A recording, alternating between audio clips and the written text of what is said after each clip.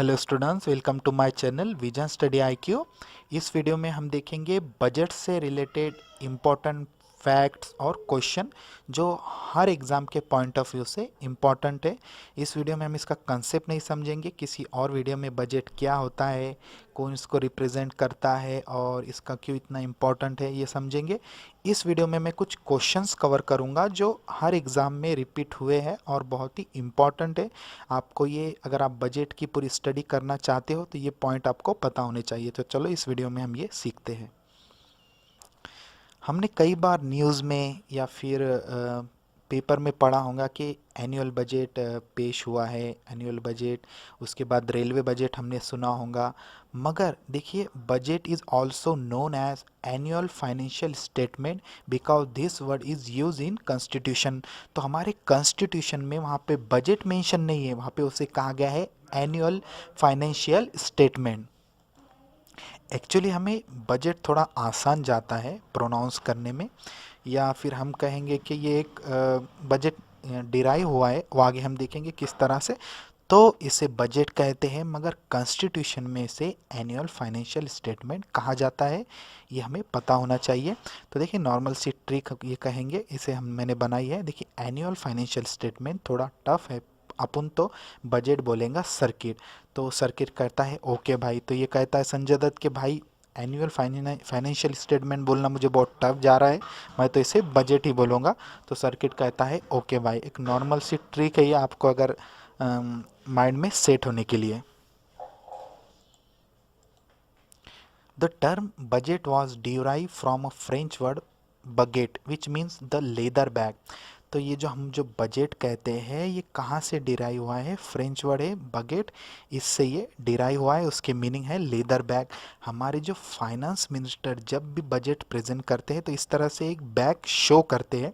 तो इसके मीनिंग ये होते हैं कि बजट प्रिपेयर कर दिया गया है पूरे ईयर का, और इस ये लेदर बैग होती है। तो ये कहाँ से डिराइव हुआ है? फ्रेंच वर्ड बगेट से। ठीक है। तो ऐसा तो नहीं है कि हमें आज़ादी मिलने के बाद, हमारा देश आज़ाद होने के बाद बजट प्रेजेंट करना शुरू हुआ है। तो देखिए, budget was introduce for the first time in India on April 7 1860 by the East India company to the British crown. बहुत पहले, हमारे आज़ादी मिलने के बहुत पहले ही बजट इंट्रोड्यूस कर दिया गया था। ईस्ट इंडिया कंपनी ने इसे इंट्रोड्यूस किया था टू द ब्रिटिश क्राउन, और उस टाइम के हमारे फाइनेंस मिनिस्टर थे जेम्स विल्सन। ठीक है। तो देखिए, कितने इम्पोर्टेंट और फैक्ट्स हमें पता चल रहे हैं बजट से रिलेटेड। तो आगे हम और भी इससे इम्पोर्टेंट फैक्ट्स देखेंगे। इसके बाद देखिए, till 1955 the budget was presented only in English. However, from 1955 to 1956 the budget documents are printed both in English and Hindi. तो पहले तो till 1955 तक इसे सिर्फ प्रेजेंट किया जाता था इंग्लिश में। उसके बाद 1955 के बाद ये दो लैंग्वेज में, इंग्लिश एंड हिंदी में, प्रिंटेड कर दिया गया। तो हमने ये देखा कि हमको आज़ादी मिलने से पहले भी बजट प्रेजेंट किया गया था, बट हमारे को आज़ादी मिलने के बाद हम देखेंगे the first budget for the union of India was presented on November 26, 1947। ठीक है। तो ये कब हुआ था? हमारे आज़ादी मिलने के बाद फर्स्ट टाइम बजट जो प्रेजेंट किया गया था वो था November 26, 1947 by the first finance minister. तो किसके थ्रू किया गया था? जो हमारे फर्स्ट फाइनेंस मिनिस्टर थे, आर के शनुखम शेट्टी। ठीक है। तो ये भी हमें पता होना चाहिए कि फर्स्ट टाइम हमारा बजट फ्रीडम मिलने के बाद कब प्रेजेंट किया गया था, इसे प्रेजेंट किसने किया था, उनका नाम क्या था, डेट, ये सब हमको इसमें डिटेल मिल रही है। But actually it was a review of the economy and no new taxes were propose. तो ये जो प्रेजेंट किया गया था, ये एक रिव्यू था हमारे इकोनॉमी का, और इसमें कुछ नए टैक्सेस ऐड नहीं किए थे उन्होंने उस टाइम में। लेकिन ठीक है, लेकिन प्रेजेंट ये किया गया था किसके थ्रू? आर के शनहुखम शेट्टी के थ्रू, जो द फर्स्ट फाइनेंस मिनिस्टर हमारे इंडिया के थे। हमारे जो देखिए दो फॉर्मर फाइनेंस मिनिस्टर थे हमारे मोरारजी देसाई, उनके नाम एक रिकॉर्ड है। उन्होंने 10 time budget 10 time budget present किया था। ठीक है, तो मैक्सिमम टाइम बजट किसने प्रेजेंट किया था? मोरारजी देसाई। कितना? 10 टाइम्स। ठीक है, जो हमारे फॉर्मर फाइनेंस मिनिस्टर थे। तो देखिए, अगर क्वेश्चन आता है कि वो कौन सी लेडी है इंडिया की जिसने फर्स्ट टाइम बजट प्रेजेंट किया था, तो देखिए Indira Gandhi was the first woman to present the budget for 1970 to 71। तो इंदिरा गांधी जो पहली वुमन थी जिसने बजट प्रेजेंट किया था। इसके बाद देखिए 2001 में NDA finance minister Yashwant Sinha जो थे, उन्होंने change the time of budget presentation from 5 PM to 11 AM. इन्होंने बजट का जो प्रेजेंट करने का जो टाइम था 5 पीएम, उसको कर दिया था 11 एएम। उसका देखिए रीज़न ये था, हमको जब फ्रीडम नहीं मिला था उस टाइम अंग्रेज़ों ने ब्रिटिश रूल ने ये टाइम रखा था जो उनके लिए सुटेबल था, क्योंकि जब हमारे इंडिया में 5 पीएम होते थे, वहाँ पे 11 एएम होते थे। तो मॉर्निंग में उनके जो पीपल है, उनके जो लोग हैं, मॉर्निंग में प्रॉपरली बजट को ये देख सके, इसलिए उनको जो सुटेबल टाइम था उन्होंने वो रखा था। मगर अब हमको आज़ादी मिल गई थी और हमारे लिए 5 पीएम मतलब पूरा दिन चला जाता है। हमारी जो एनर्जी होती है पूरी तरह से नहीं होती है, जितना हम इंटरेस्ट लेके मॉर्निंग में देखते हैं बजट को, उतना 5 पीएम को एक नहीं देखेंगे। तो हमें इनको लगा कि देखिए 11 am is a better time है इसके लिए, इसलिए उन्होंने इसे 11 एएम कर दिया। मॉर्निंग के टाइम इंडियन लोग में एनर्जी ज़्यादा होती है, तो वो बहुत ही खुशी खुशी ये बजट देखे। ठीक है, तो हमारे लिए 11 एएम कन्वीनियंट टाइम है और उनके लिए भी 11 एएम कन्वीनियंट टाइम था, इसलिए हमने हमारे हिसाब से इसे 11 एएम कर दिया और उन्होंने भी उनके हिसाब से उसे 11 एएम रखा था। ठीक है, तो यही इसके पीछे की स्टोरी है, इसलिए इन्होंने इसका टाइम चेंज कर दिया। बजट से रिलेटेड कुछ निगेटिव चीज़ें भी हुई थी। देखिए, budget presented in the year 1973 to 1974 was known as the black budget. Negative word है ये, black budget, due to high budget deficit of rate 550 crore at that time. तो देखिए, उस टाइम में जो बजट था उससे ब्लैक बजट कहा गया था।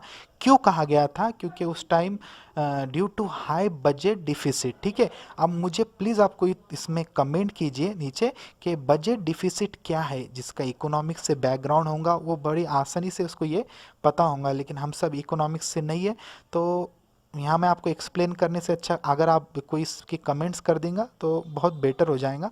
तो देखिए, budget deficit of rate 550 crore at that time, तो इसलिए उसे ब्लैक बजट कहा गया था। और उस टाइम के हमारे देखिए फाइनेंस मिनिस्टर थे यशवंतराव बी चौहान।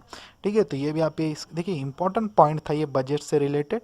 हर बार आपको सिर्फ ये बजट का कंसेप्ट नहीं बोलेंगे, या जो करंट अफेयर्स से रिलेटेड क्वेश्चन नहीं आएंगे, कभी कभी क्वेश्चन ट्रिकी भी हो जाएंगे, और इस तरह के क्वेश्चन एग्जामिनर आपको पूछ सकता है, या जीके के लिए भी आपको ये सब पता होना चाहिए। देखिए, इसके बाद बजट से रिलेटेड बहुत ही इम्पोर्टेंट ये फैक्ट है, budget presented by the Manmohan Singh in 1991 known as the epochal budget. अब आपको देखिए क्वेश्चन आ गया होगा कि द इपोचल बजट क्या है। किसी के माइंड में आ रहा होगा कि नेगेटिव है, या किसी के आ रहा होगा ये पॉजिटिव है। मगर हमारे जो ये मनमोहन सिंह, हमको ये भी पता है कि हमारे ये पंत प्रधान भी हो चुके हैं। ठीक है, इंडिया के प्राइम मिनिस्टर भी ये थे, और इनकी जो इमेज थी बहुत ही एक वीक प्राइम मिनिस्टर की थी।